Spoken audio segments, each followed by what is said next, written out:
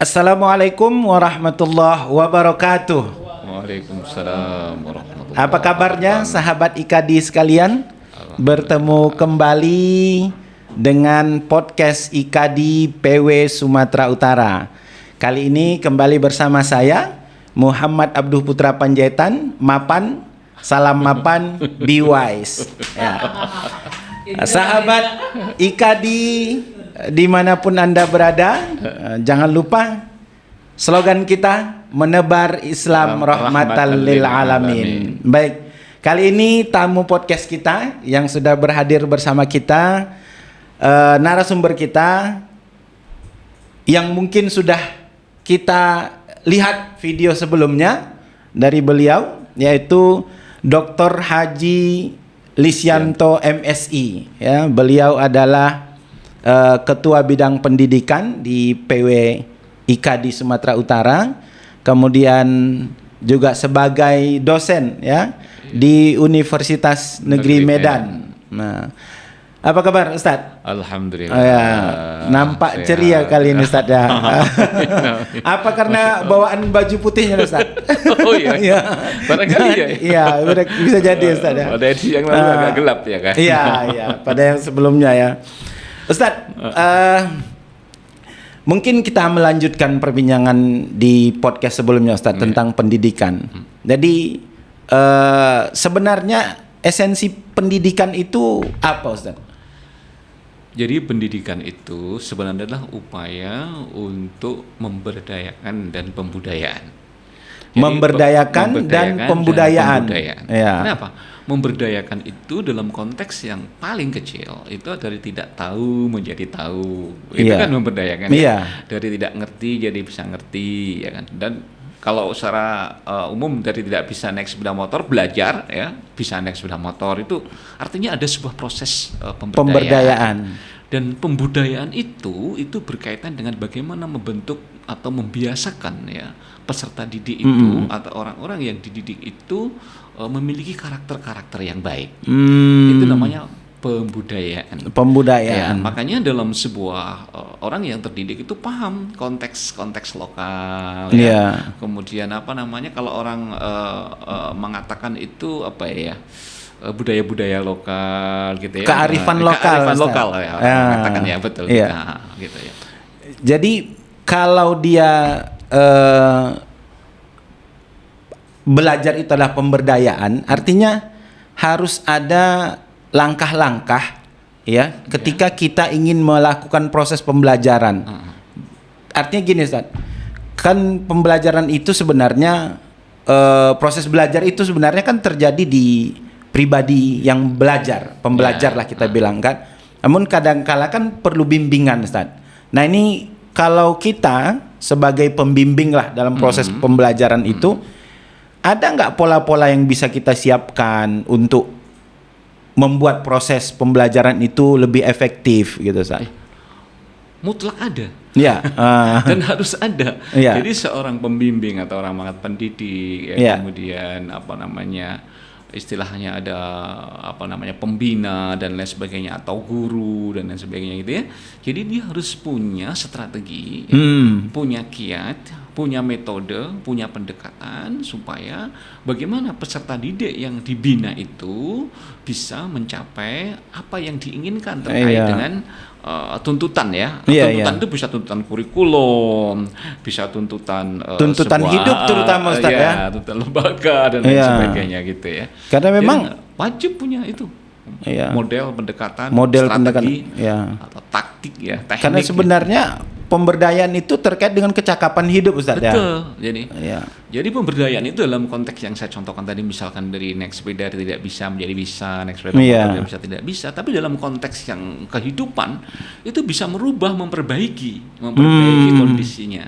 Memperbaiki dalam arti apa? Bukan saja memperbaiki ekonomi tapi juga memperbaiki kualitas pribadi yang utuh. Jadi maka pendidikan itu tidak, kalau orang mengatakan tidak hanya apa namanya tajwidul ilm saja gitu, atau hanya sekedar untuk menuntut ilmu, bukan gitu ya. Tapi intinya menuntut ilmu itu tadi adalah salah satunya ya di samping keimanan ketakwaan itu untuk mengurangi ketidaktahuan. Kalau dalam bahasa yang vulgar mengurangi kebodohan gitu lah ya. Iya. Ketidakketahuan, mengurangi ketidaktahuan, ketidakpahaman. Kemudian bisa memprediksi apa yang mungkin fenomena-fenomena apa iya. Karena memang seharusnya pembelajaran itu, pendidikan itu menyiapkan seseorang untuk menghadapi sesuatu yang mungkin belum terjadi, Ustaz. Persoalan-persoalan kehidupannya, gitu ya. Bahkan bisa memberikan solusi ya. Jadi seorang pembina, seorang guru yang paling baik itu adalah pembina atau guru atau pendidik yang memiliki kemampuan untuk memberikan sebuah motivasi ya. Iya. Itu yang penting bagi yang penting, Ustaz ya. Dari sehingga dia perlu buat strategi, buat betul, pendekatan gitu ya. Jadi yang lebih tinggi lagi di samping motivasi itu menginspirasi ya. Jadi biasanya kalau Bapak Ibu guru, kalau kita sekolah dulu kan dicontohkan ini iya. Jadi orang-orang yang sukses, orang-orang yang memiliki yang patut diteladani. Iya. Ya kan. Jadi itu kan ada menginspirasi. Iya, baik. Perlu kita tegaskan nih kepada sahabat IKADI sekalian ya. Bagaimana kalau Anda yang mendengarkan hari ini adalah seorang guru, maka paling utama adalah jadilah guru yang menginspirasi. Betul. Ya. Kemudian jika Anda hari ini adalah seorang pelajar ya, maka belajarlah untuk terus memiliki kecakapan hidup dalam mengatasi masalah-masalah hidup yang mungkin hari ini belum ada, Ustaz. Betul. Jadi perubahan dalam pendidikan itu, dalam konteks pendidikan itu terlalu banyak, Ustaz ya. Di antaranya kalau kita kerucutkan ada berapa dimensi perubahan, Ustaz? Jadi perubahan yang mana maksudnya nih? Yang perubahan pada diri pembelajar itu, Ustaz. Oh, kalau perubahan dari diri pembelajar itu kan biasanya ada dari faktor luar, dari faktor internal gitu ya, eksternal dan internal gitu ya. Mungkin dari internal itu mungkin memang dari motivasinya, dari keinginannya, dari semangatnya gitu ya. Tapi kalau dari luar itu banyak ya, dari lingkungannya ya, kemudian dari dari sosial ekonominya dan lain sebagainya gitu ya. Terkait dengan aspek-aspek atau faktor-faktor yang mempengaruhi terhadap sebuah pendidikan atau proses pembelajaran gitu ya. Yang mempengaruhi perubahan pada diri pembelajar, Ustaz. Gitu ya. Tadi Ustadz mengatakan itu ada lingkungan, Ustadz. Iya, betul. Nah ini kadang-kadang kita menghadapi lingkungan yang insecure, Ustadz. Pada beberapa pelajar kita lah ya. Karena saya juga sebagai guru gitu ya. kita mendapati itu gitu. Adanya lingkungan yang insecure pada anak didik kita. Ya, ini kira-kira sejauh mana kita bisa berharap lingkungan yang insecure itu tadi, Ustadz, tidak terlalu berpengaruh kepada peserta didik kita? Jadi strateginya adalah bukan men-stop atau menghentikan ya perkembangan yang ada di lingkungan, tapi yang strategi yang perlu dikembangkan adalah menguatkan. Ya. Jadi kalau menguatkan dari peserta didik ini supaya dia memiliki durability atau memiliki daya tahan ya, daya godaan, daya tahan, atau orang mengatakan pengaruh ya, yang kuat terhadap peserta didik. Nah, bagaimana caranya itu yang perlu dipikirkan supaya kita bisa ya memiliki benteng, memberikan benteng atau memberikan sebuah kiat-kiat untuk tidak mudah terpengaruh oleh lingkungan insecure tadi itu. Jadi salah satunya caranya apa ya? Pendidikan agama. Nah, persoalannya sekarang adalah pendidikan agama itu semakin berkurang. Di sekolah ya, di perguruan tinggi itu pendidikan agama itu berkurang. Dari yang mulanya 3 SKS menjadi 2 SKS. Karena setiap pendidikan tinggi itu wajib ada mata kuliah wajib yang tidak boleh ditinggalkan oleh setiap perguruan tinggi, baik swasta maupun negeri. Apa itu? Itu pendidikan Pancasila, bahasa Indonesia, kewarganegaraan, dan pendidikan agama. itu tidak boleh. Kalau perguruan tinggi tidak memiliki kurikulum terkait dengan 4 mata kuliah itu, maka Ban PT langsung mengatakan tidak perlu diakreditasi. Jadi itu menjadi acuan. Iya, jadi pendidikan agama itu sebenarnya itu ya. Cuman ya itu tadi masih ada cumannya ini. Iya. kurang besar apa akumulasinya. Dulu kan ini porsinya. Itu kan ada 10 SKS ya. 3, 2, 2 kalau nggak salah ada 4 ya. Warganegaraan, bahasa Indonesia, kemudian Pancasila, kemudian ada agama gitu. Itu kalau nggak salah. Jadi guru harus bisa menginspirasi, betul, kemudian harus mampu membangun daya tahan siswanya, kepada siswanya terhadap lingkungan yang tidak baik. Salah satu diantaranya adalah pendidikan agama. Apalagi kalau kita lihat sekarang, Ustaz, pendidikan agama itu kadang-kadang hanya jadi formalitas, Ustaz. Tidak applicable. Itu dia, tidak applicable. Kemudian bahkan sebagian besar guru agama itu justru tidak menginspirasi.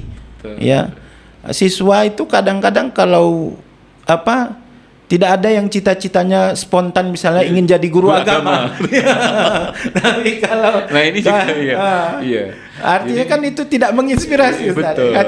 Tapi kalau dia kemudian tergugah dirinya, berarti gurunya sangat menginspirasinya, sehingga dia bercita-cita menjadi guru agama.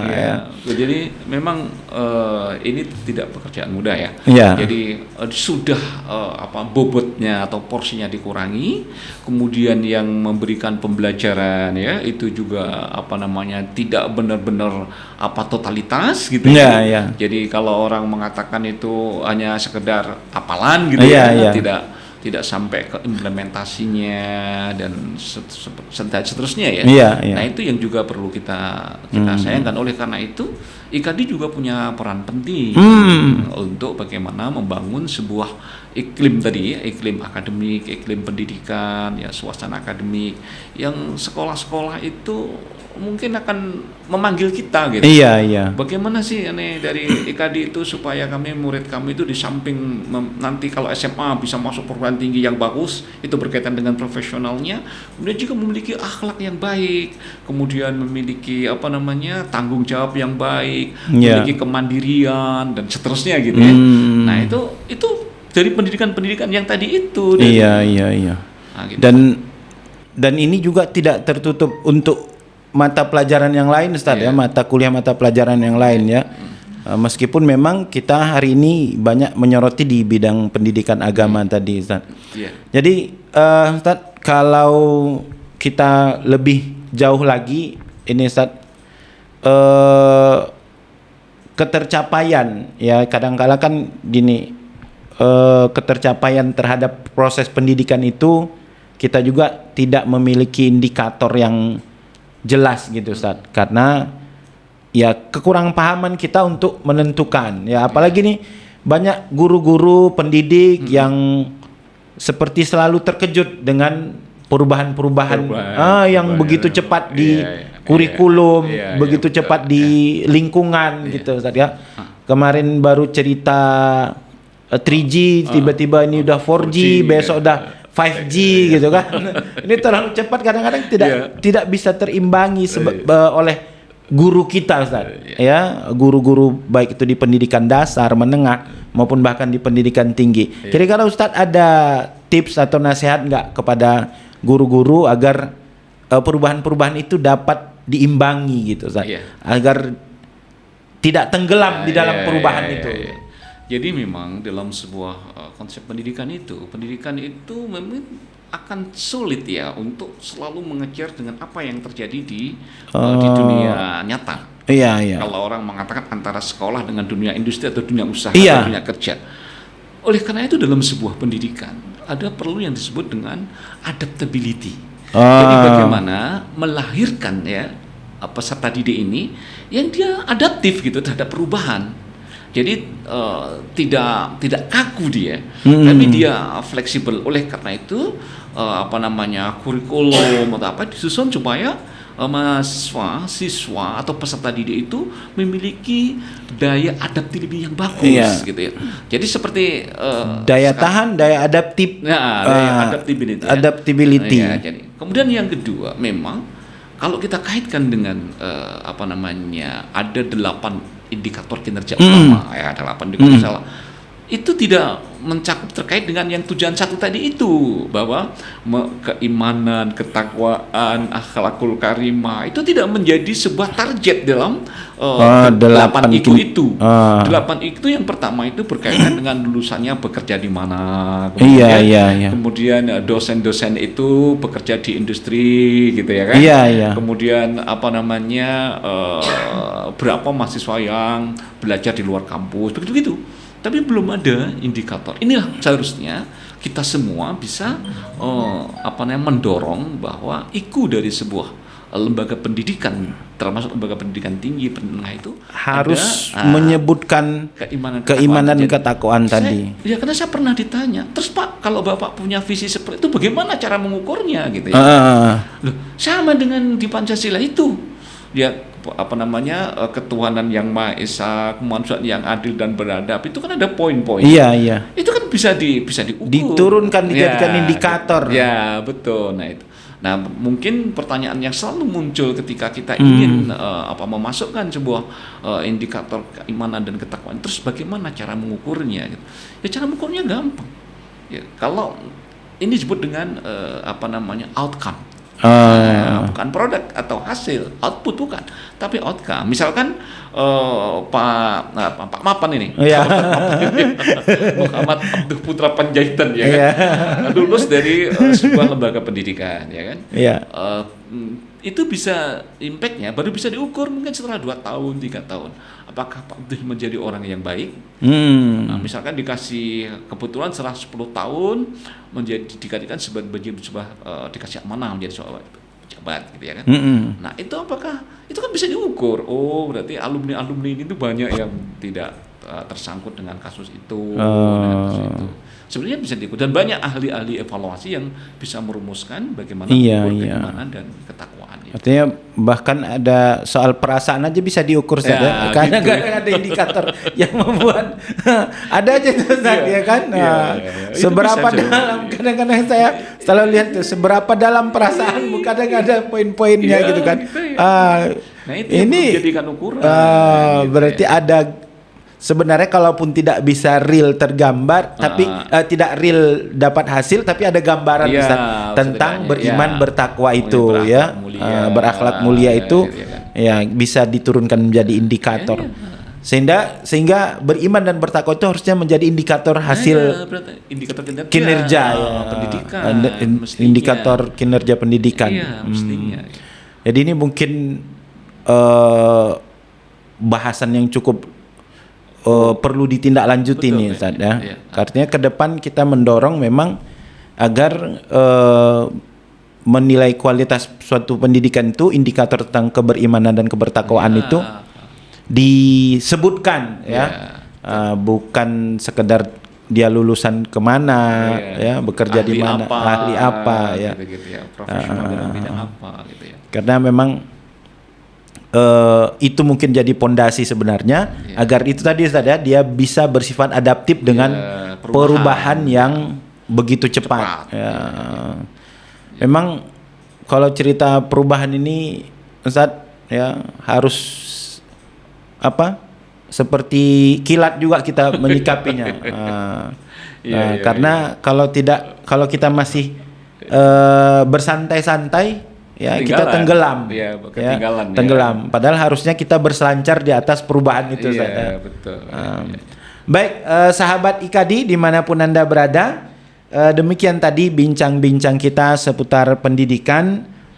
Mudah-mudahan ini menjadi insight bagi kita semua. Siapapun Anda yang mendengarkan podcast ini, apakah Anda seorang guru atau Anda seorang pembelajar, maka kepedulian kita terhadap outcome tadi, pembelajar yang beriman, bertakwa dan berakhlak mulia itu menjadi prioritas sebenarnya yang bisa kita upayakan ya, kita upayakan di pendidikan di sekitar kita.